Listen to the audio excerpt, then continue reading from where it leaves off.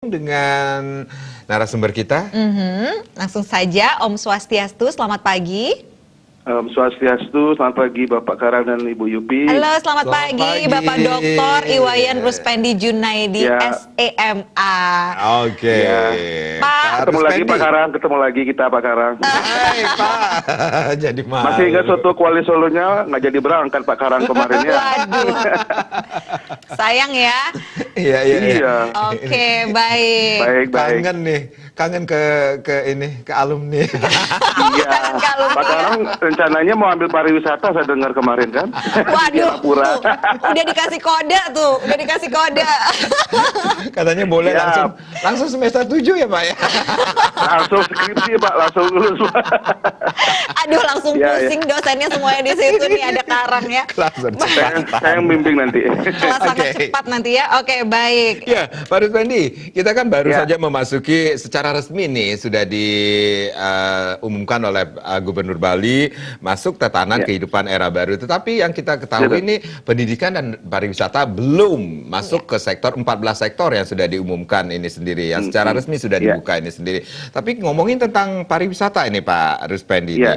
Nah, Siap. sebenarnya bagaimana sih situasi Ya. saat ini dalam situasi Wah. pandemi ini sendiri, situasi pariwisata kita? Iya. Saat ini terdampak pandemi COVID-19 di pariwisata Bali sangat terpuruk, Pak Karang dan Bu Yupi ya. Iya. Jadi tidak hanya terjadi di Indonesia, tetapi di negara di dunia mengalami ini semua. Jadi kalau kita lihat di dalam berita itu saat ini kan ekonomi nasional pada triwulan pertama ini mengalami penurunan. Bali apalagi dia malah minus 1,4%.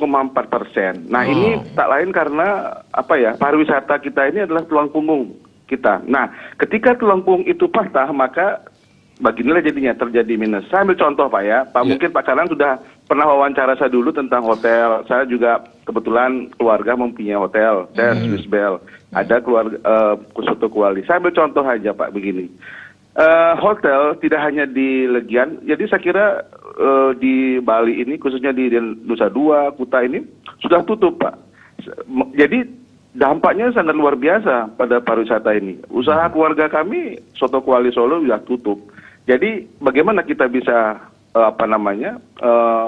mendapat pembeli kalau pertama travel agent juga terpuruk dengan tidak adanya tamu pariwisata wisatawan Nusantara ataupun wisatawan mancanegara Ya. yang datang ke Bali. Nah, apalagi objek-objek wisata sekarang yang tutup juga kan, sehingga ini berdampak sekali kepada masyarakat. Begitu saya dari kira Pak. Oke. Memang situasinya memang sangat sulit sekali ya, Pak Ruspendi ya. Memang ini bukan masalah kita aja, tapi memang seluruh dunia gitu ya mengalami ini gitu. Betul sekali. Kalau beda dengan Bom Bali dulu, kalau Bom Bali kan kita aja mengalami di sini. Betul, Sedangkan yang lain negara Australia, Eropa, yang lain tidak mengalami dan dia masih merasa aman dan nyaman. Sekarang mereka juga mengalami bandara juga ditutup dia di Australia dan di Eropa lainnya. Sedangkan dulu hanya di Bali saja mungkin beberapa waktu sehingga pulih kembali pariwisatanya. Nah ini berbeda. COVID-19 ini luar biasa dampaknya, Iya, Pak betul sekali. Karang dan Bu Yupi. Betul sekali Pak Ruspendi. Pak, ini kan kemarin pada tanggal 9 Juli ini pemerintah sudah mengumumkan ya bahwa memang pariwisata itu memang sudah resmi dibuka, tapi hanya untuk lokal. Gitu Pada ya. tanggal 31 Juli nanti. Nanti 31 Juli nanti baru akan dibuka untuk Nusantara gitu kan ya. Nah ini menurut Pak Ruspendi nih, kebijakan yang dibuat oleh pemerintah terkait pariwisata di tengah pandemi kita seperti ini itu gimana ya Pak Ruspendi? Dari Mbak Yupi maksudnya kebijakan pemerintahnya terhadap kebijakan pemerintahnya. Oke. Begini, saya kira teman-teman atau masyarakat Bali sudah mendengar atau membaca bahwa ada 3 tahapan yang akan dilakukan. Jadi tanggal 9 Juli 2020 kemarin, kebetulan saya dari Legian, LPM Legian luar biasa sudah membuka. Jadi Pantai Legian seluruh bupati dan kota sebali saya kira sepakat untuk melaksanakan protokol tatanan kehidupan baru atau yang disebut dengan new normal. Yang kedua, nanti bulan 31 Juli atau awal Agustus Pak Karang. Jadi dia akan membuka untuk wisatawan Nusantara atau lokal. Dan yang ketiga itu bulan September, pokoknya di awal-awal September itu membuka untuk wisatawan mancanegara. Nah ini, jadi saya kira ini penting banget. Tetapi yang mau saya kritisi adalah luar biasa saya salut kepada pemerintah, usaha kebijakan-kebijakan yang dilakukan oleh pemerintah, bantuan yang terus terang saya mengalami juga di pendidikan Pak Garang dan Bu Yupi, karena kemarin pemerintah juga memberikan bantuan di pendidikan, sembako gitu kepada mahasiswa-mahasiswa kami, walaupun tidak semuanya. Nah, begini, kebijakan pemerintah bagi terkait dengan new normal ini atau era baru ini, jadi saya kira kita meminta atau pemerintah meminta jajaran gugus tugas COVID-19 ini dalam memperhatikan pada 3 klaster penyebaran tadi itu sudah bagus ya, pasar tradisional, keluarga, masyarakat. Jadi fokus pada pengolah pasar tradisional, desa adat, dan kelurahan, sehingga ujung tombak penanganan COVID ini saat ini luar biasa. Nah, saya kira Satgas Gotong Royong yang desa adat itu yang kemarin disampaikan di media itu, relawan desa atau relawan kelurahan, juga diaktifkan dalam penanganan COVID-19 dalam masa-masa ini, Pak, new era ini. Sehingga pemerintah pada saat melakukan 3 tahapan ini, dia sudah mengeluarkan juga surat edaran nomor berapa itu ya, 3355/2020 tentang protokol tatanan kehidupan era baru. Dan harus hati-hati dan dalam pelaksanaannya harus ketat sekali. Seperti yang tadi Bu Yupi atau Pak Karang sampaikan di awal, bahwa 3 hal yaitu dia tetap harus dilakukan. Masker, jaga jarak, social distancing, dan juga penggunaan sanitizer. Dan itu sangat berdampak kepada tidak hanya ekonomi ya, kesehatan, pendidikan, dan religiusitas atau keagamaan itu sangat berpengaruh. Saya kira itu poin saya.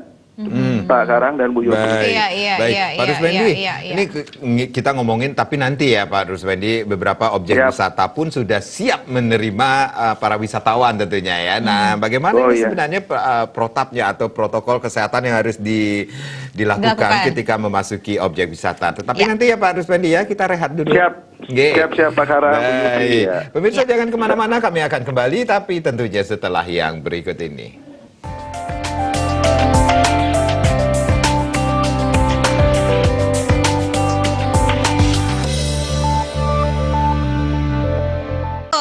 Kita masih terhubung dengan Bapak Dr. Iwayan Ruspendi Junaidi SEMA. Beliau adalah selaku akademisi dan kita berbincang terkait era baru pariwisata di Bali. Itu seperti apa? Masih tersambung ya kita ya Pak Ruspendi? Siap, masih. Iya Pak, ini kemarin Mbak Yupi sudah jalan-jalan nih Pak. Enak banget dia, saya di rumah Pak.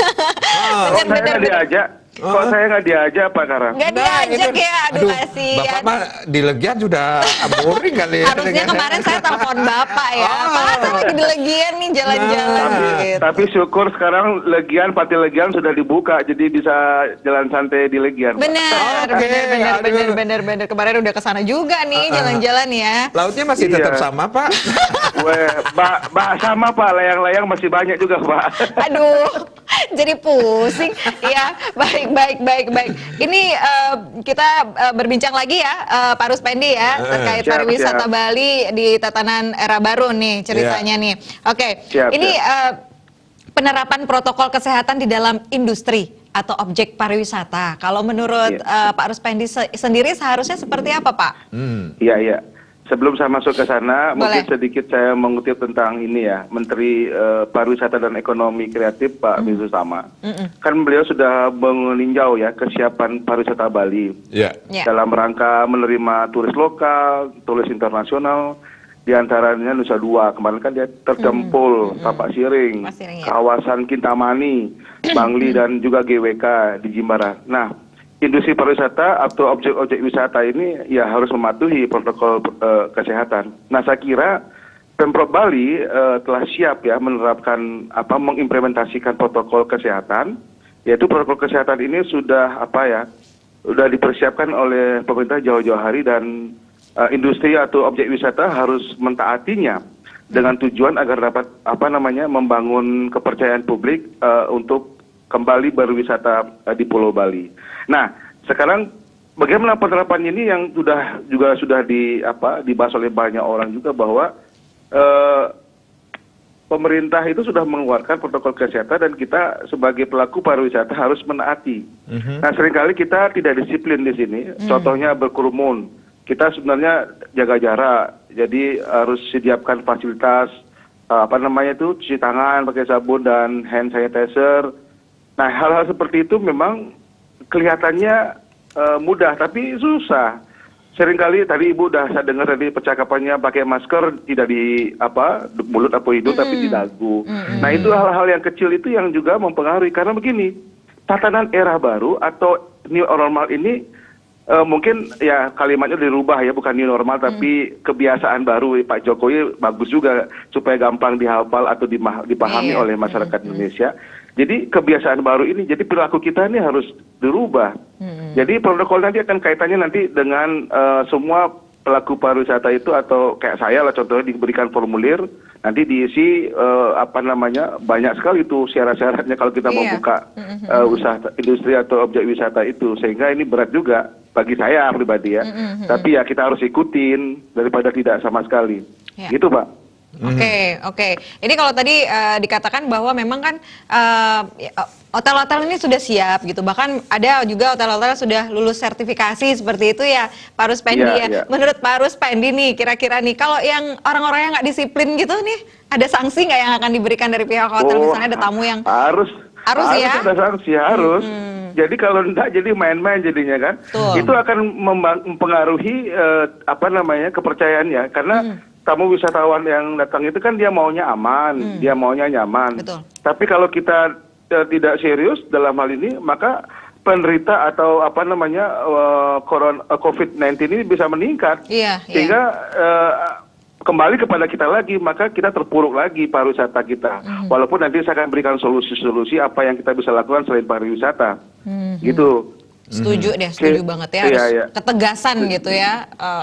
Harus tegas pemerintah itu. Kalau nggak tegas ya sama gini, maaf Pak, saya kasih contoh aja. Saya pernah jadi general manager, kebetulan di Bintang 5 di Jawa, jadi sebelum saya ke Bali. Nah, kalau kita misalnya menemui sesuatu yang salah, tidak sesuai dengan job desk-nya, ya kita harus berani tegur dong. Minimal surat peringatan 1, 2, 3 pecat kan gitu, jangan langsung main pecat juga. Tetapi disinilah proses komunikasi yang dilakukan oleh pemerintah dan pelaku industri, bahwa kita harus saling memiliki perasaan yang sama tentang wabah ini. Kalau dibiarkan saja, wah ini nyamuk nih, nenek-nenek timpalnya dobo ketiang. Nah, artinya ini menjadi situasi yang tidak bagi orang lain akan mengatakan, wah ini tidak adil ini, dislike and like jadinya. Saya kira itu Pak Karang dan Bu Yupi. Iya, betul. Baik, Pak Ruspendi, ini kan tanggal 31 Juli kita akan pariwisata akan dibuka untuk wisatawan Nusantara terlebih dahulu. Ini bertahap ya dari pemerintah Provinsi Bali. Ini menurut Pak Ruspendi sendiri, ini bagaimana kesiapan bisa dikatakan kalangan manajemen, pengelola, baik destinasi ataupun hotel ini sendiri untuk kan harus ada verifikasi terlebih dahulu ya Pak, dalam penerapan new normal di sektor pariwisata ini sendiri, Pak Ruspendi. Iya. Mereka sudah siap atau bagaimana ini, Pak Ruspendi? Nah, kalau saya sih siap ya, karena kita mengharapkan ya supaya pariwisata pulih kembali. Saya sebagai bukan owner ya, tapi keluarga, jadi komisaris dari Swiss Bell Hotel itu kan melihat bagaimana caranya supaya ekonomi ini jalan.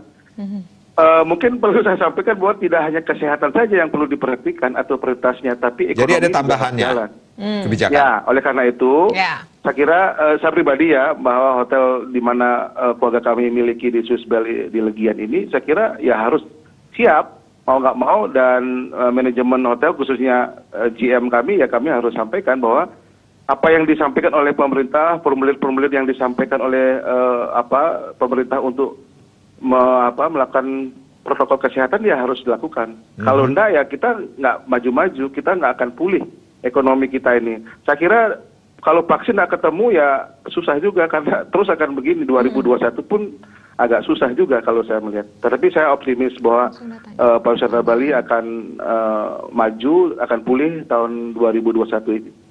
Astungkara ya Pak ya, itu harapan kita semua ya Pak ya.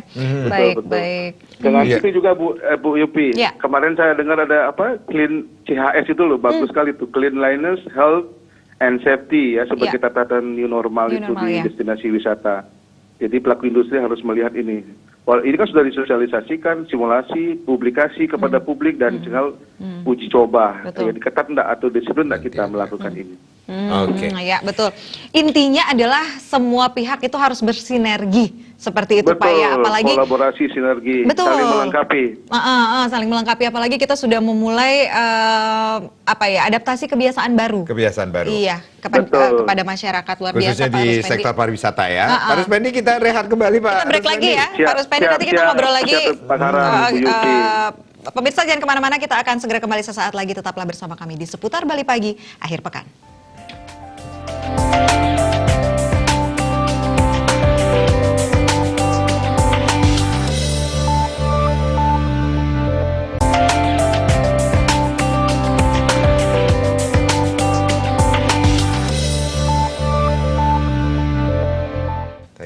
Ya pemirsa, terima kasih Anda masih bersama kami di Seputar Bali Pagi akhir pekan, dan kita masih berbincang dengan Bapak Dr. Iwayan Ruspendi Junaidi SEMA. Beliau adalah seorang akademisi dan beliau juga adalah selaku pelaku pariwisata ya, bisa dibilang ya beliau sekali. Ya.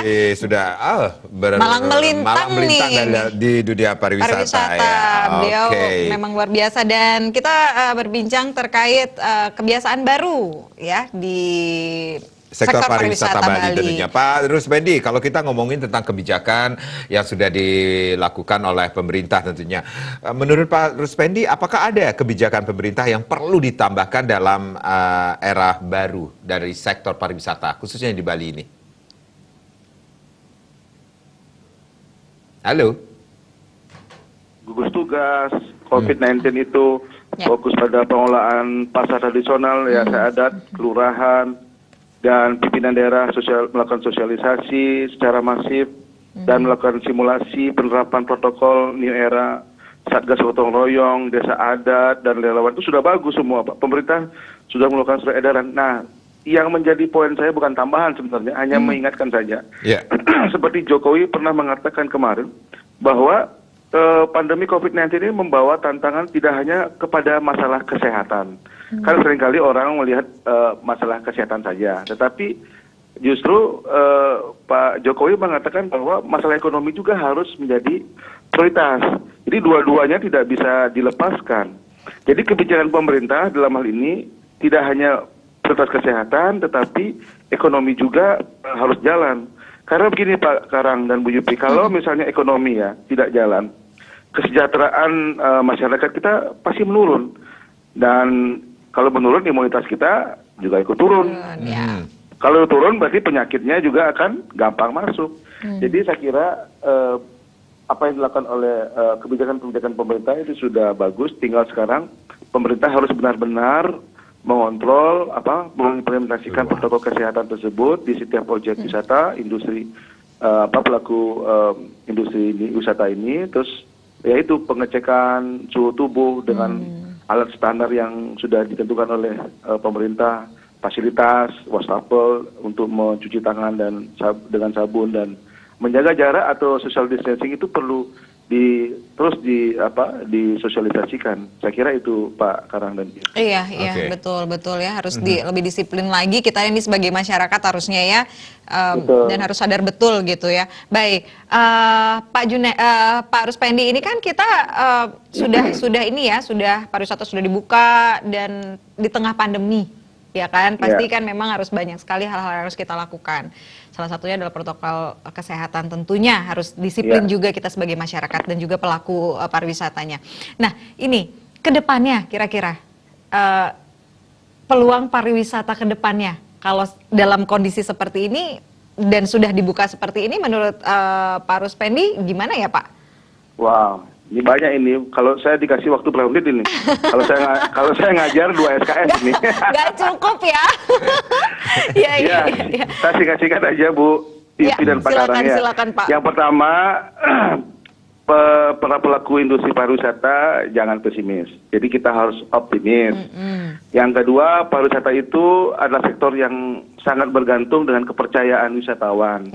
Jadi terhadap rasa aman dan nyaman yang tadi saya katakan. Berikutnya adalah pariwisata Bali punya kesempatan atau kans untuk segera bangkit pada periode-periode pasca COVID-19 ini dengan bersama-sama. Kita saling melengkapi yang saya katakan tadi, kita semua, seluruh stakeholder ini memiliki perasaan yang sama tadi. Masih ada peluang dunia bisnis pariwisata tidak lepas dari penanganan apa namanya yang GTPP itu loh Pak, gugus tugas percepatan penanganan. Ya, jaga ini bisa kita pertahankan penanganan COVID di Bali ini pasti tentu orang akan melihat Bali dan ini nilai jual ya di masa mendatang. Nah, berikutnya UMKM. Saya terus terang aja dalam waktu-waktu dari Maret ini tutup ya usaha saya, Soto Kuali juga tutup. Dan banyak orang yang dirumahkan. Apa akibatnya? Jadi mereka semua menggunakan online sekarang, menjual makanan dengan online. Jadi saya saingan juga. Awalnya saya juga kayak Grab dan Gojek, mereka juga ikut. Jadi banyak sekali sekarang. Cuman merusak harga. Ya, sekarang tapi satu sisi ya kita ya harus menghargai itu usaha mereka. Nah, peluang pariwisata lagi, ya saya kira kalau kita mau menyeimbangi tidak hanya pariwisata saja, tapi mungkin pertanian atau perdagangan. Seperti saya Pak, kemarin di negara saya pulang kampung, karena COVID ini saya pasang ini Pak, bibit pisang, pujer gitu. Jadi saya tanam itu supaya berbuah nanti pepaya pisangnya bisa dipakai sendiri Pak. Saya kira itu. Baik, itu harapannya Pak Ruspendi ya tentunya ya. Tetap harus ada masih banyak lagi Pak, tapi saya nggak sebutkan satu-satu sih Pak. Nanti kita undang lagi ya. Nanti undang lagi. Segmen yang lain iya betul, pengen ketemu sama Pak Ruspendi nih, ngobrol banyak. Mudah-mudahan nanti bisa dihadirkan kita bertiga nih Pak. Ini sekarang bangkunya udah 4 bulan kosong. Minimal Soto Kuali saya udah buka sekarang Pak, tapi jam 7 udah tutup, biasanya kan sampai jam 10.